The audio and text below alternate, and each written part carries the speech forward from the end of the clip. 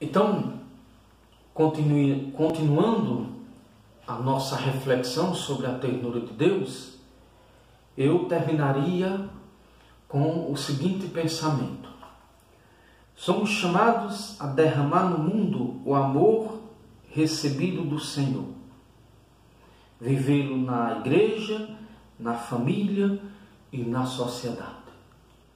Então, sentindo, experimentando este amor de Deus, a nossa missão de cristão, de batizado, é justamente testemunhar esse amor, derramar esse amor no mundo com tanto egoísmo, no mundo de tanta desumanidade, de tanta violência. Nós somos chamados a sermos portadores do amor de Deus. Então, esse seria o primeiro tema, a primeira ideia central do nosso encontro: a revelação da ternura de Deus na criação. Então agora eu gostaria de falar um pouquinho sobre outro tema que aparece no nosso encontro de hoje, a questão da criação. A criação. Como eu já disse, nós não somos frutos do acaso. Nós somos criaturas de Deus. Nós temos uma origem. Nós viemos de Deus e voltaremos para Deus. Então a criação, diz o Catecismo da Igreja Católica, o Catecismo da Igreja Católica diz que a criação é o fundamento de todos os desígnios salvíficos de Deus. Ou seja, de todos os projetos de Deus, de todas as iniciativas de Deus, a mais importante, o fundamento de tudo é a criação. Primeiro vem o existir. Se eu não existo, nada tem sentido. Então, por isso que a criação é o fundamento de tudo. Eu tenho que partir da minha existência. Eu existo por graça, por bondade, por amor de Deus. Eu sou criatura de Deus. O começo da história da salvação, que culmina em Cristo, diz o Catecismo. Então, a história da salvação, que começa lá no Gênesis e vem até hoje, a revelação de Deus que continua agindo na história, tudo começa com a criação. O ato criador de Deus. Por isso, antes de falar um pouco um pensamento de Santo Tomás de Aquino sobre isso, eu gostaria de lembrar que um dos atributos de Deus no credo, a gente aprende isso, né? A gente já vê um pouquinho sobre o credo, é que Deus é criador. Esse é um dos atributos de Deus. A gente professa no credo: creio em Deus Pai Todo-Poderoso, Criador do céu e da terra. Então Deus é o Criador. A terra, a existência do céu e da terra vem de Deus. A nossa fé está embasada nessa verdade. Mas Santo Tomás de Aquino diz um pensamento que eu achei muito interessante, por isso que eu trouxe para vocês. Diz Santo Tomás de Aquino, ele escreveu, tem um livro dele, uma obra dele, a Exposição sobre o Credo. E é lá que Santo Tomás diz, ele diz que entre todas as verdades nas quais os fiéis devem acreditar, em primeiro lugar devem acreditar que Deus existe. Então, antes de tudo, essa é a primeira coisa, acreditar que Deus existe. Acreditar na existência de Deus. Então esse é o primeiro passo. A fé é um dom de Deus. É uma graça de Deus. Mas ela precisa ser alimentada. A fé precisa ser fortalecida. E hoje é um desafio, queridos jovens, nossos católicos, muitos estudam, fazem faculdade, alguns estudam em outros colégios de ensino médio, e de repente a gente encontra com certas pessoas que defendem determinadas ideias, determinados pensamentos, que podem colocar a nossa fé em xeque, podem questionar, podem nos levar ao questionamento. Mas a fé é um dom de Deus, é uma graça de Deus. E Deus transcende toda a nossa capacidade. Nunca vamos ter como provar a existência de Deus racionalmente. Claro que depois nós veremos isso. Nós temos caminhos, nós temos provas da existência de Deus. A primeira, a via natural, é a natureza. Tudo que existe de forma tão bela, tão bonita, tudo vem das mãos de Deus. Esse mundo tão belo, infinito, não poderia ser fruto do acaso. Então Deus é o Criador, Ele é a origem, o começo de todas as coisas. Mas também a prova por excelência da existência de Deus para nós é Jesus Cristo.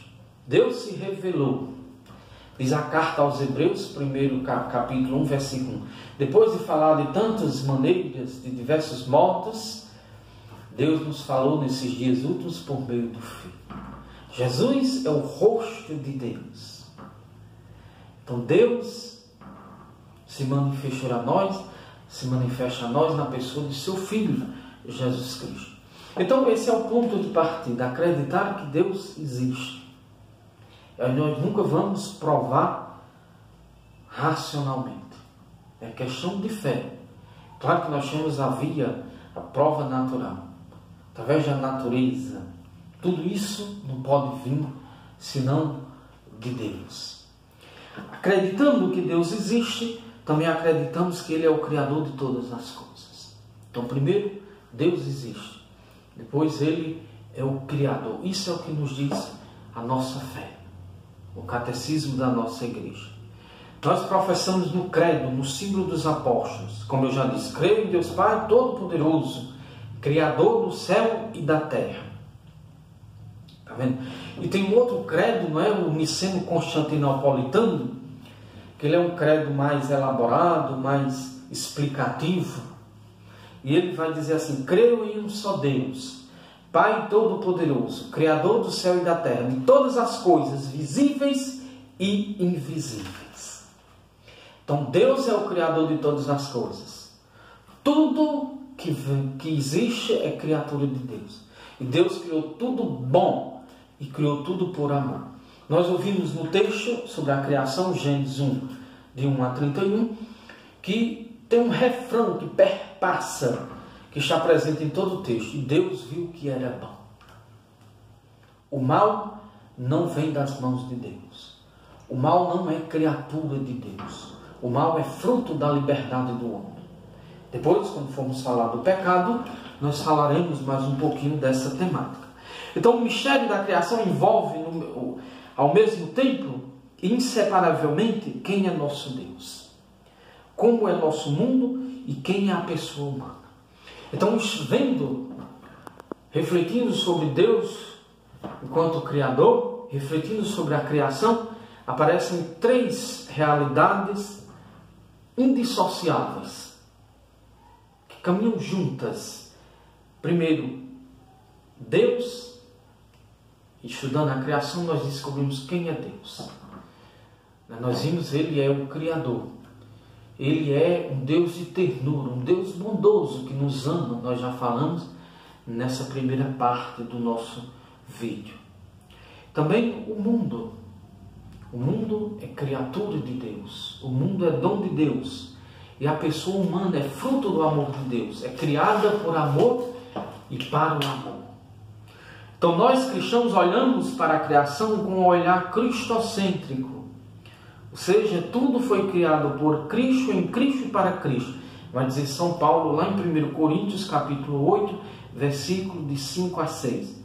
Depois Colossenses 1, de 15 a 10. A 20, aliás. Então, o mundo foi criado em Cristo, por Cristo e para Cristo. Como diz São Paulo também, nele existimos, nele nos movemos, nele nós somos. Então o fim da criação, ou seja, o objetivo da criação, não é o homem, mas a glória de Deus em Cristo. Tudo que existe na natureza é para glorificar a Deus, é para engrandecer a Deus. Até o próprio ser humano. Nossa vida tem esse sentido, testemunhar Deus no mundo, sermos instrumentos do amor de Deus no mundo. O catecismo da igreja, nós temos, a nossa igreja tem um catecismo, tem tudo que a igreja crê, o que a igreja vive, o que a igreja ensina, está lá no nosso catecismo. E quando vai falar sobre a criação, o catecismo destaca alguns pontos que eu trouxe aqui.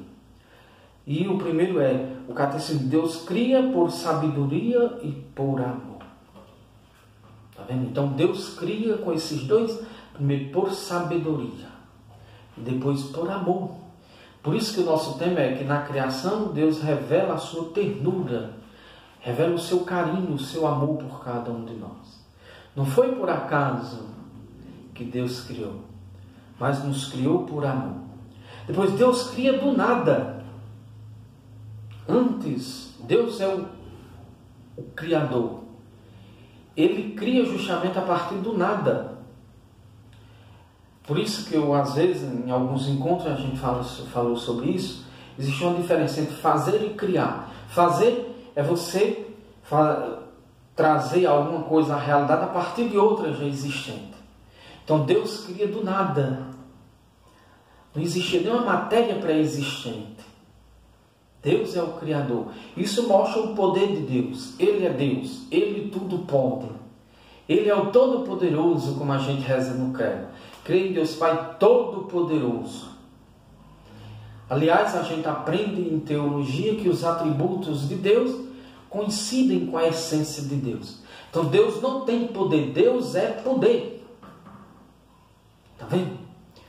Alguém pode alguma coisa, Deus é poder. Os atributos de Deus coincidem com a essência de Deus. Então Deus cria do nada, para mostrar o seu poder, a sua onipotência.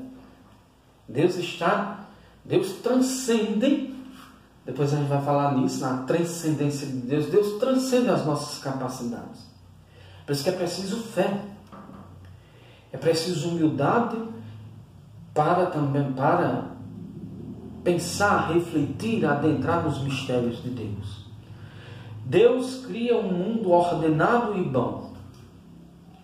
Então Deus ordena, a gente vê. Deus começa a organizar. Houve uma manhã, uma tarde, uma manhã. E assim Deus vai colocando cada coisa no seu lugar. Deus não quer o caos. É Deus que quer a ordem, a harmonia. Isso aqui, se a gente fosse pensar, é uma lição para nós. As coisas ordenadas. Então o mundo, se existe tanta maldade no mundo, se existe tanta desordem, não é por conta de Deus. Deus criou tudo de forma boa. Deus criou tudo de forma ordenada. Mas Deus deu liberdade ao homem, para cuidar da criação. E infelizmente está acontecendo o contrário. Deus transcende a criação e está presente nela. Aqui é um mistério. Deus transcende, Deus vai muito além. Deus é muito maior. Mas Ele está presente na criação. Como eu disse, Ele caminha conosco. Isso aqui está o mistério da criação. Deus mantém e sustenta a criação. Deus não está ausente. Deus não se afastou. Ele continua presente. E é por isso Deus não abandonou. Depois do pecado, então a gente vai ver isso depois. Depois do pecado, Deus não virou as costas. Deus não abandonou o homem. Mas disse: eis que virá uma nova Eva. Lá no Gênesis a gente vai ver isso. Porque a primeira Eva destruiu, ela consertará. Virá um novo Adão, que é Jesus Cristo. Então Deus está sempre presente. Até que o Papa Bento XVI, aliás, o Papa Francisco escreveu um documentário, Laudato Si, cuidado da criação. A nossa responsabilidade com a natureza. O mundo é criatura de Deus. É um bem que Deus nos deu para nós, mas que devemos cuidar, devemos desenvolver, devemos engrandecer, não pedrar, não destruir, não acabar, não usar de forma desordenada. Então, gostaria de terminar esse primeiro vídeo, esse primeiro encontro, fazendo uma relação entre a frase do livro da Crisma. Este livro aqui tem uma frase muito bonita para nós, então eu queria trazer essa frase aqui, fazer uma relação entre essa frase, um pensamento de Santo Agostinho e um versículo da Bíblia sobre a vocação de Jeremias. Eu gostaria que você pensasse um pouquinho sobre essa frase. Lá no nosso livro diz assim: todos nós somos eternos no coração, na mente e no amor de Deus. Olha que bonito. Nós somos eternos no coração, na mente e no amor de Deus, porque fomos modelados por seu amor e ternura. Nós sempre existimos. Isso aqui é profundo. Nós sempre existimos em Deus. Nós viemos de Deus desde toda a eternidade. Deus é eterno. Em Deus não há tempo. Essas categorias de passado, presente e futuro são coisas nossas. Deus é eterno. Deus sempre existiu, sempre existirá. Em Deus não há presente, passado e futuro. Deus é eterno. E nós sempre existimos em Deus, diz o livro. Sempre existimos na mente, no coração de Deus. Nós viemos de Deus e para Deus voltaremos. Aquilo que eu dizia no início da nossa formação. E Santo Agostinho diz de uma forma tão bonita, diz: tu és grande, Senhor, e muito digno de louvor. Tu nos fizeste para ti, e o nosso coração não descansa enquanto não repousar em ti. Fizeste-nos para vós, e o nosso coração não ficará inquieto enquanto não repousar em ti. Nossa sede, há muita sede de felicidade. Hoje, há pessoas que buscam sentido para a vida em tantos lugares. Vai atrás de autoajuda, livros, clínicas, mas o sentido, o verdadeiro sentido da nossa vida está em Deus. Se nós encontrarmos Deus, se nós fizermos a experiência de Deus, acreditarmos nele, que ele existe, que ele nos ama, fizermos essa experiência, tudo mudará. Nossa vida tomará um novo rumo. Porque Deus planifica. Deus é aquele que preenche. Deus é infinito. Ele é o sentido. Nós vimos dele e para ele voltaremos. Esse é o sentido da nossa vida. Como é bom quem tem fé em Deus, quem acredita em Deus, então, nesse tempo de pandemia, se alimentar da sua palavra. Para que assim enfrentamos o medo, tantas ameaças. E aí, como eu dizia, em Jeremias capítulo 1, versículo 4, Jeremias vai dizer de forma bem bonita, diz: recebi a palavra de Javé que me dizia: antes de formar você no ventre de sua mãe, eu o conheci. Antes que você fosse dado à luz, eu o consagrei. Olha que profundo. Antes que minha mãe me desse a luz, Deus já me conhecia. Amém? Antes de formar você no ventre de sua mãe, eu o conheci. Antes de que você fosse dado à luz, eu o consagrei, eu o escolhi. Eu o dei a existência. Então experimentamos essa frase. Pega a sua Bíblia, abra lá no livro de Jeremias, capítulo 1, versículo 4. Recordando essa frase de Santo Agostinho. Uma sociedade que vivemos sem sentido. Na sociedade da angústia, na sociedade do desespero, da depressão. Então, encontrar em Deus o sentido da nossa vida. Então, por aqui nós terminamos a nossa formação de hoje. Peço que você, esse vídeo vou colocar no grupo, vocês vão ouvir, mas vou colocar também no canal. Eu criei um canal, Gilvan Batista, no YouTube. Você vai lá, no YouTube tem Gilvan Batista, se inscreva, porque toda semana eu estarei postando formações que irão ajudar também eu estou postando informações sobre Bíblia. Então, o primeiro livro que o catequizando deve conhecer é a Bíblia. O livro por excelência da catequese não é esse daqui. Aqui é apenas uma indicação, um instrumento. O verdadeiro livro da catequese é a Bíblia, a palavra de Deus. Então lá nós estamos postando alguns vídeos sobre a Bíblia, para conhecermos a palavra de Deus. Documentos da igreja também. Então, é bom que a gente conheça a doutrina da nossa igreja. Então, espero que vocês assistam o vídeo, né? Depois, de forma como um apêndice, depois vou colocar uma atividadezinha lá, para que vocês possam responder a partir desse vídeo que vocês estão assistindo. Muito obrigado, um bom dia para todos.